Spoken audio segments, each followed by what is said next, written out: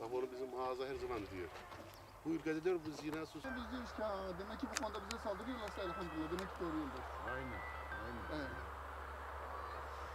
Başına bunları doğru. Köyde kabak üretimi yapanların kabağı hep aynı. Emsal olarak gösterdim ben size burayı.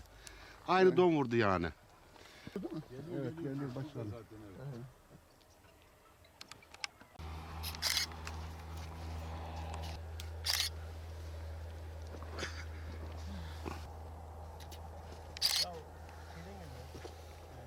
Nasıl böyle şey yaptı da? Efendim? Yani Roma'da seradır. Mesela de altını çekecek işte bunu şey yapacak artık kavunu hazırlayacak. Yok abin dedi ya diyor sera olduğu halde nasıl? Ser olduğu halde şimdi bu laylonun içi buz tutuyor. Maliyetinin aşağısına zararına kestik. Bu arada işte hava hafif soğuyunca biraz para kazandık. Bir iki kestik. Bu sırada aşırı bir don geldi. Komple götürdük. Yani bir şeyimiz yok bunda. Bir karımız yok. Zararlı. 250 çadır. O kabakların üzerine düştüğünde zaten haşlıyor. Yakıyor o kavun. Ne kadar kapalı da olsa örtünün Şöyle- altında bile öldürüyor. Şevki abi getirip tarlasını işte sana kiraya veriyor mesela icara veriyor sana. O getir.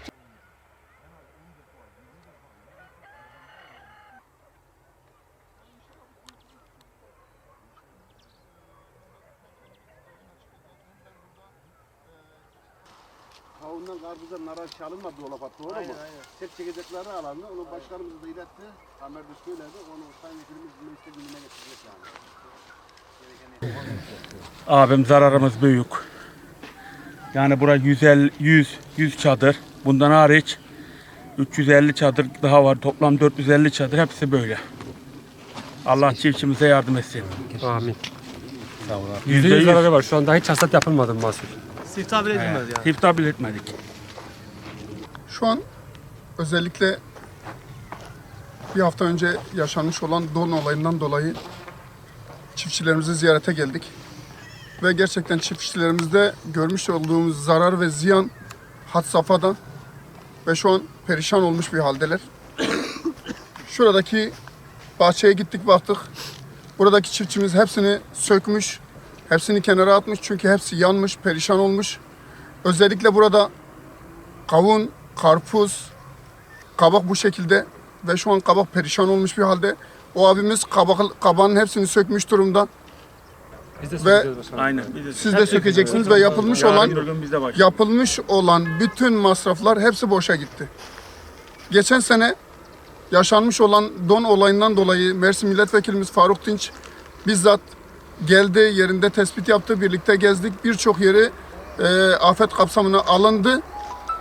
Ama şu anda burada da yine aynı şekil bizim isteğimiz buranın da afet kapsamına alınması ve bu şekilde çiftçilerimizin zararının ve ziyanının karşılanmasıdır.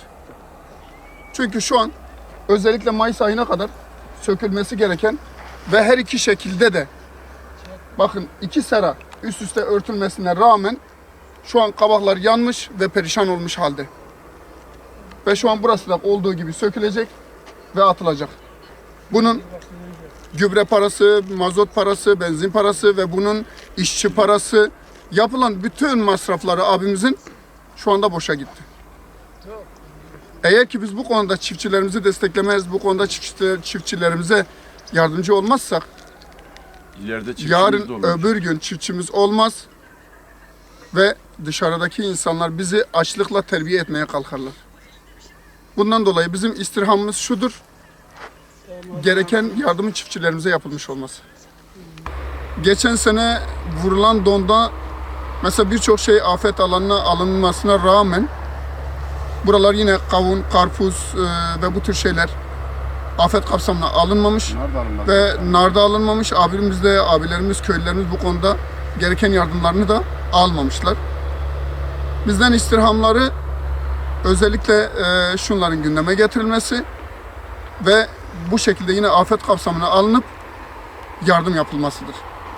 Zararlarının karşılanmasıdır. Bu noktada inşallah biz de vekilimize bunu ileteceğiz ve bunun açıklamasını yapacağız. Bunun üzerinde duracağız, bunun takipçisi olacağız. İnşallah bu noktada sizin zararınız karşılanır ve size yardımcı olunur. Ama biz yine şunu söyleyelim. Hem yerelde hem genelde biz bunun takipçisi olacağız inşallah. Sağ ol, teşekkür ederim. Başkanım bir de şu var. Evet. Tam para kazanacağı dönemde soğuk vurdu. Değil mi? Şu an kabak para ediyor ama elde mal yok. Elde mal yok. Elde mal yok olmadığı için de çiftçi tamamen zarar ediyor bu konuda. Evet.